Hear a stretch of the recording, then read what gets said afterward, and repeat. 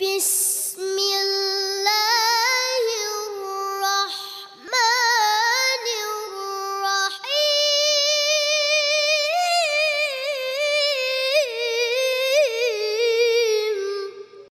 কোনো কাজ আমরা বিসমিল্লাহির রহমানির রহিম দিয়ে শুরু করি, কথা ঠিক কিনা?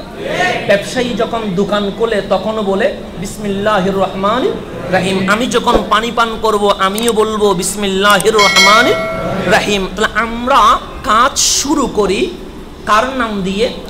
আল্লাহর নাম দিয়ে। এটা আল্লাহ কেন দিলেন? যখন আরবে রহমাতুল্লিল আলামিন আসলেন, আরবের মধ্যে মুসলমান ছিল না, কয়েকটা মুসলিমই হানিফ সম্প্রদায় ছিলেন। এই ছাড়া বাকিরা ছিল মুশরিক, যারা মূর্তি পূজা করত। তারা কোনো কাজ শুরু করার সময় বলতো বিসমিল্লাতি ওয়াল উজ্জা, অর্থাৎ আমি কাজ শুরু করছি প্রভু লাত এবং প্রভু উজ্জার নামে। অর্থাৎ তাদের যে প্রভু আছে, তাদের যে ঈশ্বর আছে, তাদের যে ভগবান আছে, তারা সেই ভগবানের নাম দিয়ে তাদের কর্ম শুরু করত।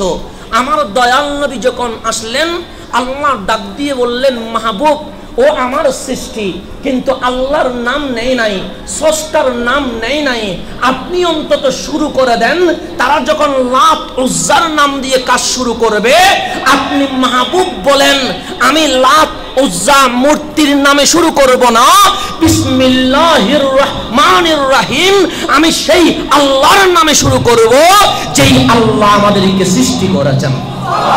তাহলে মুসলিম এবং মুশরিকের পার্থক্য যেই আয়াত দিয়ে শুরু, সেটার নাম বিসমিল্লাহির রহমানির রহিম।